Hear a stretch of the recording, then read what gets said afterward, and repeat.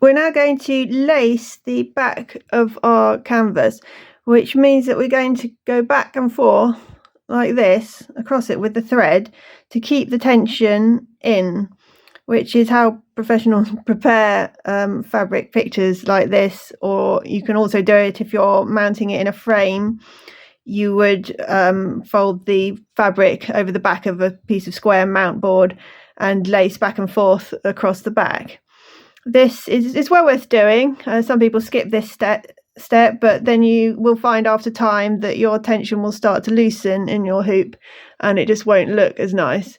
So it's worth going to the effort of doing the lacing. I've got the same thing as we did for the running stitch, the full 6-stranded embroidery cotton in a random colour. I've tied a knot in one end again and threaded the other through my cross stitch needle, and I've cut a nice long piece. I never know exactly how long I'll need, and often I run out and have to start a new piece, but I just had a guess at a long piece. So we're just going to put the needle in, not too near the edge and not too far from the edge either. So I've gone for about there. And then going to bring the thread down in a straight line and come up through the fabric opposite along the hoop. So we're not threading around as we did before, we're going directly opposite, like that. Now we're going to do another line here, so go round a bit of an angle here and go up. Make sure you're not too near the edge that there's any chance of it pulling through the fabric with the high tension. And then come back opposite with that one, bring us about here. You're not going to get it precisely right with the angles, but that's fine. And we're just going to carry on like that all the way around, making this lacing effect on the back. I can start to tighten these threads. They often need retightening at the end, so I haven't got too much spare thread in there.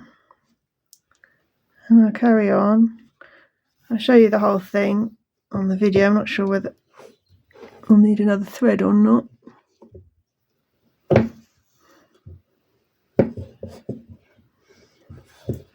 think it might be alright with this one.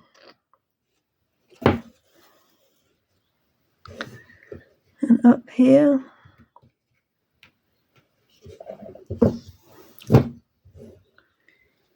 And down here.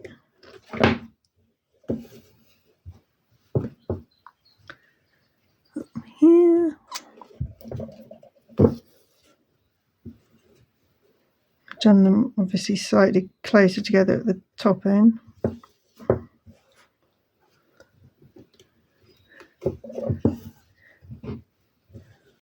I'm really running out of thread now, so I'm going to go in through this middle bit here with a bit of a bigger gap and back up here, or a little bit higher. And that is your back all laced together. If you do it more neatly, then you'd have this crossover point a little bit more in the centre, but obviously I was trying not to be too slow over it. So we can go sort of through all the threads. We see where we started, which was here. We can go through tightening them all, if you can follow the pattern. So we want them to be, this is a bit like cat's cradle when you're a kid. You want them to be as tight as possible. You can see I'm bringing out some looseness in it. Quite a bit there, just to make sure that everything is as taut as it can be. Pulling it through here. So you can do this more as you go along if you like. Pull this last one through here. So that's, see, we've developed quite a bit of extra thread. It's going to keep it really, really taut like this. Now I have the similar situation that we had with the running stitch of needing to tie off the thread whilst keeping the tension. If you have somebody to hang on to the thread for you while you tie it off, then that is quite useful. Otherwise you can do it by yourself, you just need about 3 hands. So I'm holding it with this hand, and again I'm going to finish off like this, pull my needle through. Oh, trying to keep the tension there. Pull my needle through and put it back through the hoop whilst hanging on to it to keep the tension. So it's just quite a lot easier if you've got somebody to hold it for you. So I'm just trying to pull my hand down here to grip it, and then I'm pulling through the knot. You couldn't really see that.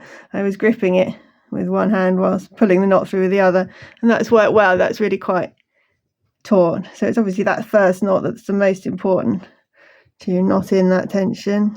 I'll then do another couple of knots.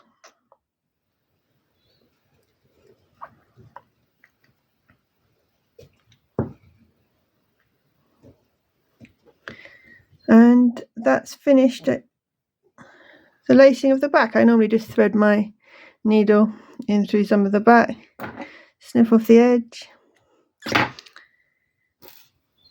So if we look at the front, you can see it's really mounted really nicely in the hoop, really nice and taut. So the only thing left to do is to sew on the piece of felt that we cut earlier. So I'll do that in the next video.